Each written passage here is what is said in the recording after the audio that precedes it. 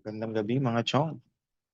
Ayun, time check. Eksaktong alas 9:30 ng gabi, Pebrero 9, 2024. Ayun, ano po ba ang pag-uusapan natin ngayon? Yan, si BTC. Yan lang naman ang magiging laman ng video na to. Ano bang ginagawa ni BTC? Okay. So, saan na ba ang presyo ni BTC ngayon? Ang ganda ng pinapakita ni BTC sa totoo lang. No? Di naman siya surprising kasi we've been expecting for this to happen. Na nasayangan lang ako dito kasi maaga tayong nandito nabitaw. No? Kasi nag-adjust ako ng stop loss. Ano biglang kinuha Mali ako nung ano masyadong mataas yung naging trailing stop ko. Ginawa ko yun. So ano bang ngayon ginagawa ni BTC? Okay? Ito, si BTC ngayon. um, Diba ang initial na ano natin, na plan natin, okay? Ang pinaka-plano natin dyan is butasin niya tong line na to. Okay? Butasin niya tong line na to.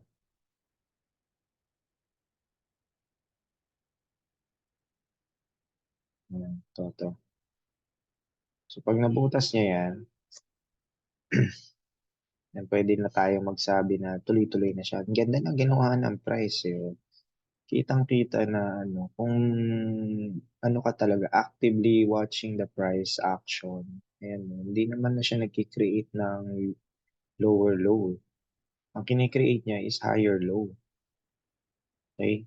Tapos, nagki-create lang siya ng almost equal highs.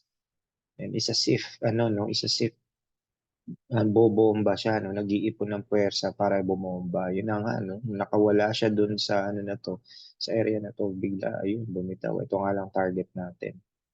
So, ang pinaka, natin dito, thought process natin dito sa mga nakaraang araw pa, or panoorin niyo po yung previous video, isasama ko po yung link dito sa baba, yung naging ah, ating thought process, mga technical analysis natin dito. Ang bias talaga natin, the price will go up within this level, okay? So, pwedeng as high as this level, magkano yung na yan, magkano yung price na yan. Yan. So hanggang dyan yung price, no? Tina-target natin hanggang 49K or even 50K pwede niyang abutin. Siguro matapos tong week na to or even the next day. And ako medyo confident na mag-i-slow down na yan. Kahit mag-hit pa ng mas mataas, chances are mag-slow down yan. Kung mapapansin nyo, meron siyang kine-create dito na bearish divergence. Nangyayari naman na siya. Bin-breakout niya nga lang yung divergence na yan. Okay? Binutas niya yung divergence na yan. Adjust natin yan to the tip to tip yan. Ayan. May pwedeng possibility na tip to tip siya. Alright, pero anyways, wag muna. Tingnan muna natin gagawin ng price. Pero I am positive. Kung lulusot yan, hanggang dito lang siya sa area na to. Why? Why o why? Ito. Malaki ang chance na i-reject talaga siya ng price dito sa area na 48K. Ayan, no? Napakalakas ng na yan. Which is this candle was rejected also. Okay? Pero who never knows, no? Wala naman nakakaalam kung dediretso na yan. Kasi kung marami po ang nag-anticipate na the price will go down, most especially, no, malamang kapag nagpakita to ng weakness, nagpakita ng weakness si BTC, maraming traders ang gagawin, mag-short yan. Even I, no? Kahit ako, i-short ko to pag nagpakita to ng weakness. Lagi naman yun ang binabantayan natin, yung reversal, no? Pag nagpakita na siya ng signs of reversal, inaabangan na natin yan. Okay? Ina-expect ko, within this area, magre-range siya at magpapakita siya ng sign of reversal or magpapakita na siya na pwede na siyang bumagsak. Number one, meron siyang divergence, bearish. Number two, if mag-create po yan ng double top, okay, That's my number 2 confluence, yung double top. Second, third, itong line natin na to, top box natin na to, is so sa may bandang kaliwa, dyan din tumama yung price kung saan ni-reject siya at merong mataas na rejection doon na kung saan pinabagsak ang price sa last dip na ginawa niya. Okay? Ito, pinabagsak niya hanggang dito yung presyo. Napaka-strong niyan, no? Kasi ang lakas ng selling pressure diyan. Mula dito, pinabagsak niya yung price. 'Di ba? Noong November 7, 2022. Kailan lang naka-recover yan? Okay? Kailan lang simulang umangat yan dyan? Dito lang. March na, 2023. Ilang months na yung nakalipas. Tapos ang tagal niya nag-consolidate dito before breaking out uli nitong October na. Okay? Noong October na. Okay, ngayon papasok na naman tayo sa February to March. Okay, kailan nangyari itong ano na to? Pagbagsak na to, April, no? April 2022 siya nagsimulang huling pump niya is yung March pa. Yan, March yan, nagsimula na siya manghina. Ito possibly March na naman, no? Hindi naman natin sinasabing uulitin niya. Pero hindi na po yan magkikreate ng mas mababa pa dito.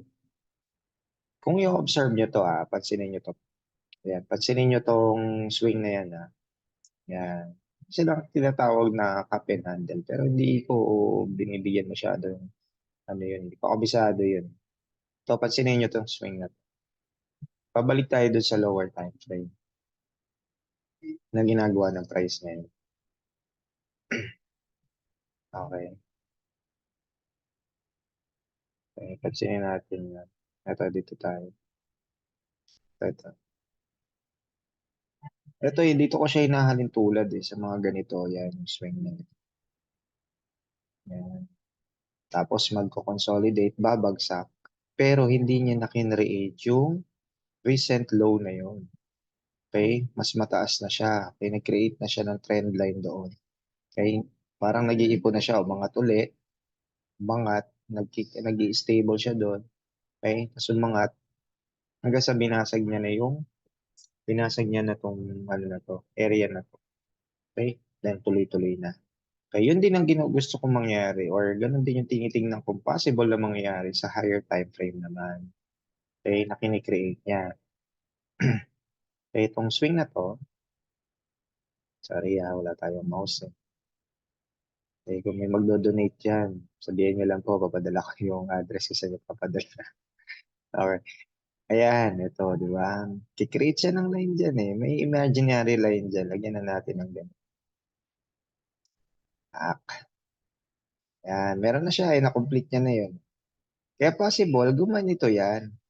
Okay? Para magkaroon uli ng trend dito. Trend line, na kagaya ng ginawa doon sa lower time frame. Kung ano lang naman ginagawa ng higher time frame, yun lang din naman ginagawa ng lower time frame. Okay? Possible ganyan, ano? So, anong date pa to mangyayari? Ako, 2026 pa.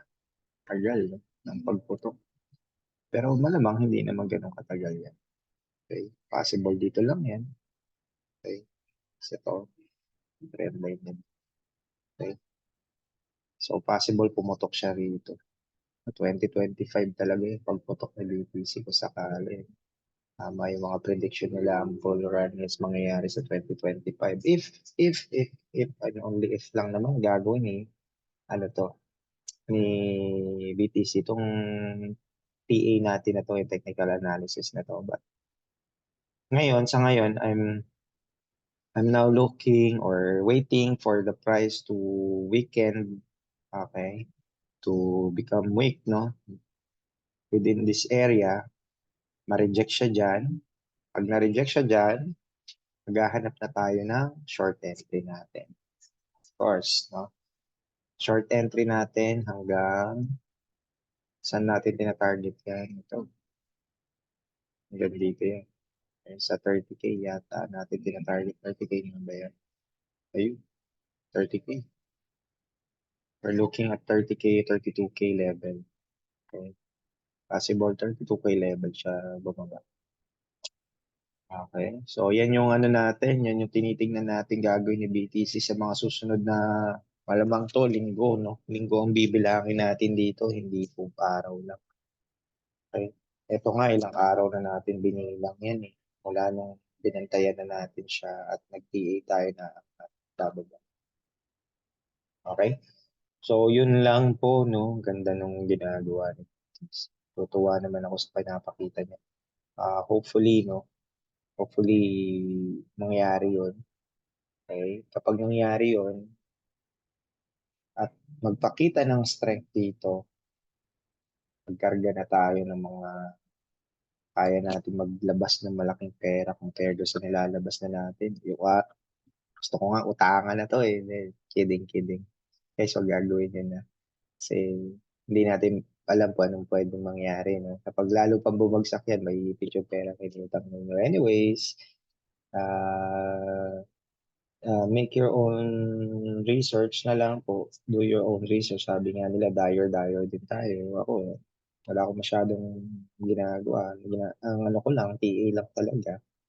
Tapos kung may mga, kaya nga naka-on yung mga ganitong pictures ng ano natin, is tinitingnan natin ano po yung pwedeng gawin ito. Usually, pag good news usually pag good news, hindi maganda yun sa ano, hindi maganda yun sa market, binabagsak nila sa 13. So, ang 13 ay Tuesday. So, possible Tuesday, may mangyaring movement, no? So, until Tuesday, possibly, magko-consolidate yan sa lower time frame. Possible consolidation yan dito. Laro-laro dyan, pakita ng weakness. Pag nagpakita ng weakness, saka natin bibili. Magsisell tayo dyan, magsishort tayo. Okay? So, yun. Maraming salamat po sa pakikinig at panonood ng mga video natin na ano, na walang kwenta. Okay. So, hopefully, no, may sumuporta ng mga videos na to. At kung meron mang nakakakita nito at meron kayo sa palagay nyo na ano na mas magandang opinion dun sa ginagawa ni BTC at mga na-miss out natin at possibly mali na mga sinabi ko, please to comment, no? Iwanan niyo po ako ng comment, babasahin ko po yan, pag-aaralan ko po yung inyong komento. Baka sakaling mali talaga ako sa open to information and learning. Feedback is a gift. Naniniwala ako dyan.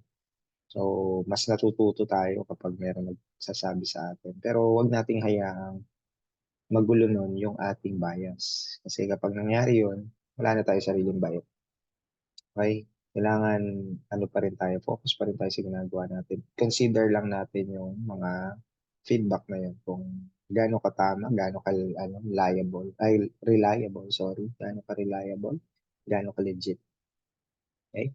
Yun lang muna para sa BTC, nakakatuwa lang yung ginagawa ng guys.